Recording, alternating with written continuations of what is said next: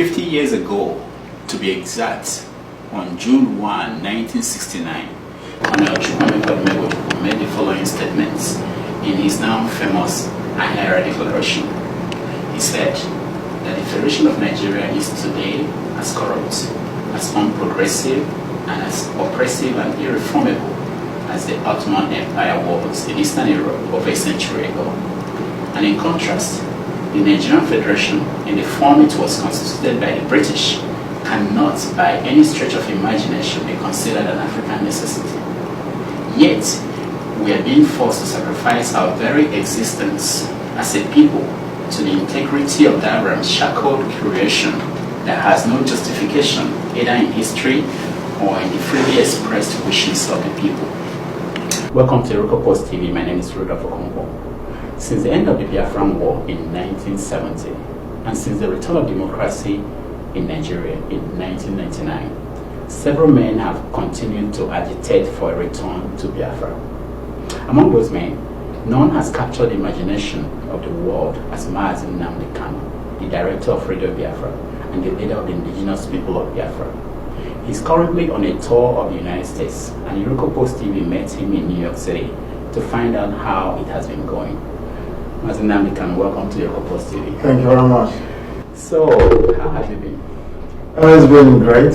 It's tiring, sometimes exhausting, but by the grace of the Almighty that we worship Chukwuka, we're here today and we're giving thanks. So you had a town hall meeting here in New York on Sunday. Yes. What is your impression? I was pleasantly surprised, but not shocked at the turnout. A lot of people came. The hall were able to contain as much as we would have loved it to. Several of them had to stay outside and had to address them afterwards. It was very good, very exhilarating. A proper town hall encounter, I would say. Yeah. You were in Atlanta, I believe. Yes, you were in Canada. Yeah. Can you say what impressed you most in experiences so far? I believe you are still continuing the tour. Sadly, the tour has come to an end. Oh, it's finished. Yeah. New York was the last one. Okay. You can categorize it in two ways. One was seeing our people was a very great feeling. Preaching this very gospel of Biafra restoration was quite encouraging, something that we're used to. But the level of engagement and interaction was also quite deep, deeper than before, and more so in New York. You had a lot of doubting Thomases, people who never believed that this was possible, people who thought that I wouldn't last this long, that the usual thing would happen, that I will sell out or collect money from those that be, to kind of water down our agitation, but that hasn't happened. So that sort of attracted even more people than I had expected. There was this consensus also across the board that our people need to rise up and support what IPAB is doing, which is very great. Were there any disappointments? No, not at all. I expected robust engagement, and we had it, especially in New York. Yeah, we were very good in New York. Well, let's now. Do you think you accomplished what you came to America to accomplish? Yes, we did. A lot of our people are even more enthusiastic now than before. Now they've seen me, now they've met me, have been able to ask questions, and I'm able to address their concerns and their issues. Now they're more than willing to participate in this great march towards freedom. I'm sure you heard about the proclamation of WIC, their president, who came out enthusiastically to support, and a few other Igbo groups as well. And so also in Houston, Texas, some groups from the so-called Niger Delta as well. So we are making a lot of progress. Now, you said that on July 3rd, 2020, yes, that you plan to hold a march on Washington, D.C. You said during the New York Town Hall. You also said that 4 weeks after that march, that something will happen. Yes. What will happen? We always get asked this question all the time when we meet dignitaries and officials and government and functionaries all over the world. They always ask us, are you sure there are Biafrans in America? I had a meeting in D.C. and I said yes. They said, but we don't know them. Who are they? So it is very, very important that the people you claim you're fighting for actually come out to say that you are fighting for them. I cannot go to see the US government without being introduced by our people. So for me to make my contact official, or what we are doing official with the US government, we need our people to come out in solidarity on the 3rd of July of next year to say that yes, we have given IPOB the mandate to speak on our behalf. So that is what that very much represents in essence. And 4 weeks after that, many things will happen. You don't want to say, oh, no. All right. No. There are people, well, somebody asked you the question about the march. How many people do you expect, or do you think is needed to make the American society notice that there are Biafrans, as you said? We need to surpass Martin Luther King's numbers. Yes, it's huge. So we're looking at about 2 million people.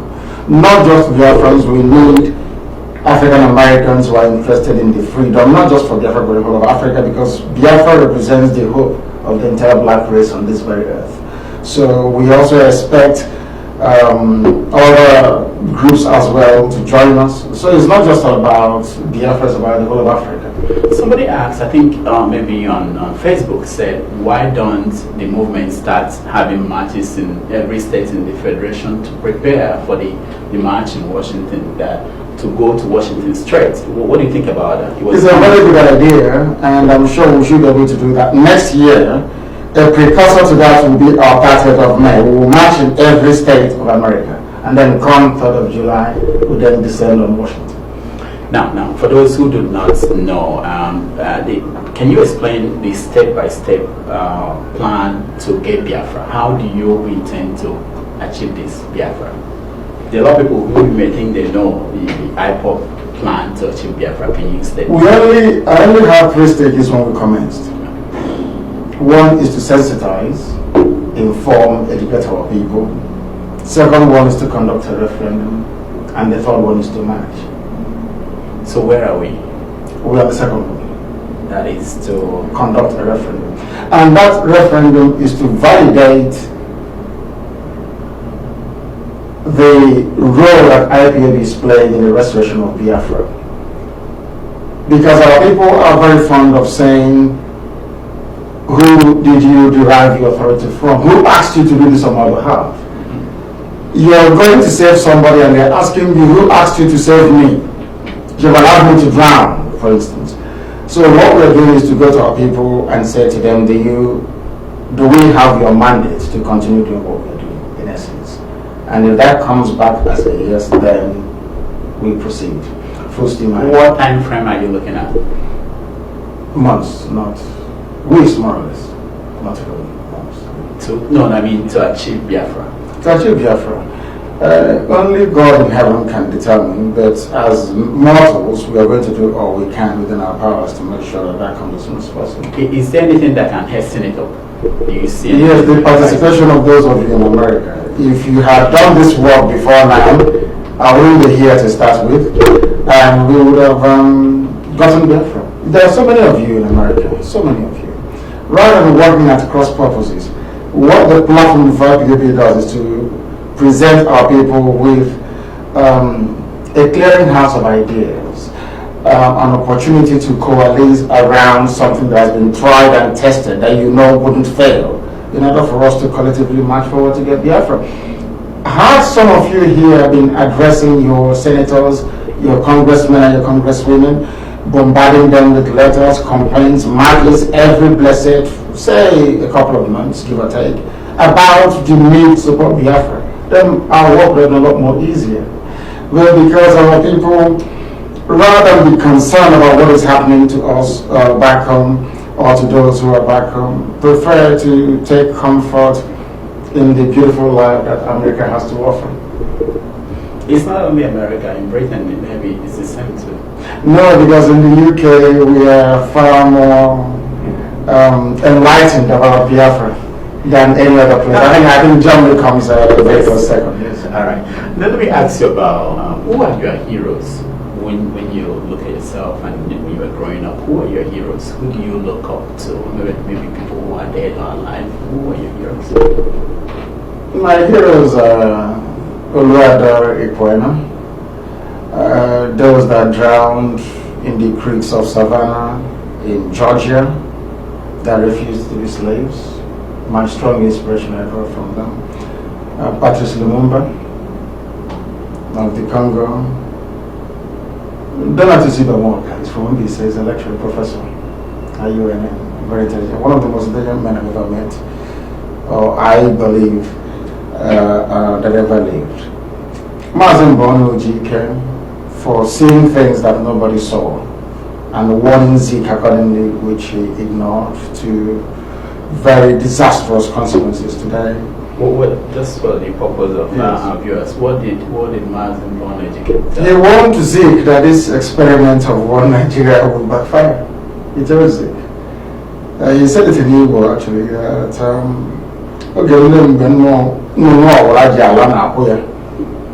Zeke decided to march forward with this One Nigeria project, which has led to many deaths, and many people are still dying till today. And also, of course, our eternal leader and our supreme leader, of course, of this very movement. And of course, my father for giving me the platform to express myself and my convictions without any contradiction. Now, when you look at the civil rights movement, they had Malcolm X, Martin Luther King, they had the Black Panther leaders. Is there any of them that you think is more close to your approach to this struggle? Because if you look at the Biafran struggle, there are so many other people who are involved in different organizations. I would say it's a mixture of Malcolm X and Martin Luther King, a bit of each. But why do you say that? Because when it's time for us to agitate aggressively, we do. When it's time for us to sit down with people and discuss a way out of this mess, we also do. Are you still willing to discuss with people? Yes, I'll talk with the Middle Belt people and the Yorubas as to how we can save our land from the incursion that is coming from the north. Now, at the town hall meeting, not about Nigeria, not to save Nigeria. Yeah, well, look, God forbid. Okay, at the town hall meeting, while you were answering questions from the audience, you essentially dismissed a congressional roundtable that was attended by Tony Nnadi of the Lower Niger Congress. Yes. You questioned whether he was telling the truth about his going there and meeting officials, and you gave your audience the impression that there is a kind of bad blood between you two. Can that be true? What is going on? There is no bad blood. I respect everybody who is doing something to bring either awareness or to highlight the sufferings and the pains of the people. What I take issue with is people trying to misrepresent the fact. Because I hate lies and I wouldn't be engaged in one myself. When I see people lying, it is my responsibility and my duty to expose it. The Congressional Roundtable, as you well know as a journalist, is about Leah Shuaibu and the victims of Fulani genocidal march through the Middle Belt. It wasn't about Biafra and not about any lower Niger of any sort. And I find it objectionable that people would seek to misrepresent what is obviously a fact on the table. That's what I take offense with. I have respect and regard for whoever is doing whatever to try and highlight the suffering of our people or other people for that matter.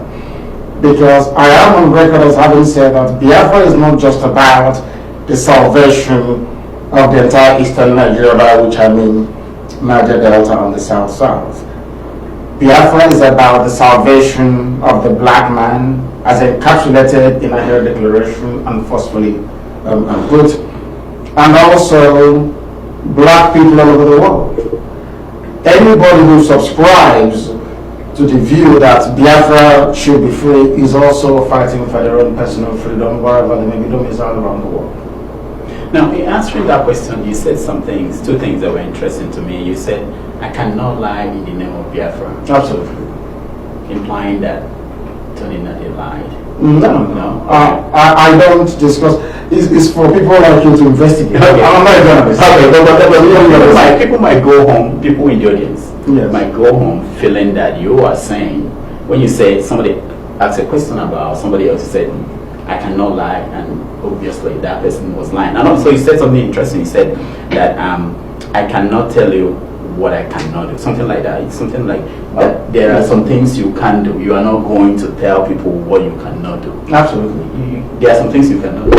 Of course, I mean. All right, that's interesting because I found that because I found that very interesting. Now let's look at this other issue of a lot of references in your talks to divine instruction. Yes. And mandate from heaven. Yeah, absolutely. On Sunday, you said that I stand on a mandate from heaven. In fact, people come to you and you pray for them. Yes. And sometimes you even they kneel down and bow and so. They say I'm bow to God. Okay, yeah. But that's the perception out there is that they are bowing to Nnamdi Kalu because that's what people see. Now, but the question is this.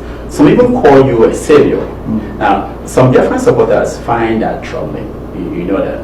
Some people who actually are fan of what you're doing, they find that. What is troubling about it? Well, yeah, that's a woman actually raised the issue at the town hall, and you gave the answer. You gave the answer by referring to Lord Lugard. What is Lord Lugard? Yeah, exactly. That's what you said. You said that if they call him Lord Lugard, what is the problem with calling you? No, not what is the problem. Is the misconception that I have issues with. I'm not going to call me. I'm a Republican by nature. I even told my father that when Biafra comes, his throne will be. I will. Yes. I will take the axe to it, and my mom will cook a pot of okasi soup with it for me. I don't believe in chieftaincy titles. I don't believe in royalty. I don't believe in anybody being above anybody else. I don't believe in all that. And I don't believe in people bowing down to anybody. If I meet an Oba, the Yoruba ruler, I'll shake his hand. If he doesn't want, I will walk away from his presence. I don't believe anybody bowing down to me either. Because I'm a mere mortal. There's been a lot of misunderstanding. I've said it repeatedly that IPOB decided to call the Supreme Leader Lord and Savior in reaction, is a tongue in cheek, in reaction to some of the aspersions that our detractors we are casting towards my direction. That if you fail to understand that somebody who went to prison on your behalf deserve a little bit of appreciation, and instead of appreciation, out of jealousy, greed, and envy, you think and disparage him whilst we are here. Those of us is fighting for. In return, they decided. But you can say to them, if somebody is trying to bow, say, get up. No, they're not bowing. No, I know. You said it, you explained it to me. Yes. But people who are seeing it, the interpretation they're getting is that they're bound to. You can say, get up. You don't have to. If someone says you are the savior, you can say, I'm not the savior. Don't call me that. Don't say that. We understand. I understand that you appreciate what I did, but you don't have to say that. You don't have to call me Lord. Yeah, if you want that. If somebody calls me, oh, you're a genius, I say, no, I'm not a genius because I'm not. If you call, I don't need a title. I'm happy you know that it's actually a fundamental issue for the Igbo people. You know, we are Republicans. We don't believe in these hierarchies. So for someone to now say, I'm a savior or I'm a lord or I like the way you said you are Mazi Nnamdi Kalu. Now, to have Mazi Nnamdi Kalu to be also a savior, that's kind of don't think so. We are willing to. But so what you're saying now to me is this: that some people who may have this message resonate within them are reluctant to participate because of my assumed title. Is that what you're trying to say? Yeah, they feel that this is not the Igbo Republican spirit that they know. That they also see this and say, if you say supreme leader, the first thing that comes into the minds of a lot of people, the North Korean leader. Actually, it's the only supreme leader that we know. And I don't think you want exactly. I don't think you want to be the next one. Kim Jong-un, Ayatollah, and Mazi Nnamdi Kalu. I am a supreme servant. Is that okay? That's it. That people say that thing. But the word supreme is still there. Yes, okay. It's the ultimate servant. That could change the perception. I think the issue is really about perception. There's so many things that we'll get to, but it's all about. Yeah, but what I'm saying is that I am no supreme leader. It's a nickname to start with. And I have said that I shouldn't be called a supreme leader. I am a supreme servant of the people. I am not a lord, and I am not a savior. Chukwuka saves people, but people see what we are doing, or people interpret the role that we are playing in the emancipation of our people to represent some kind of, effort to save the people who are drowning. If you remember when you interviewed me a few years ago, I said a few things. And you will also agree with me that those things are not coming to fruition.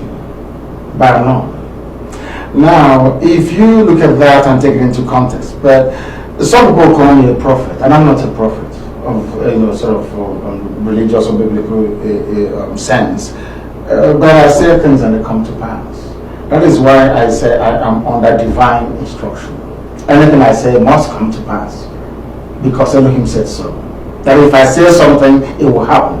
That is why I'm a bit mindful of the things that I say, because everything I say comes to pass.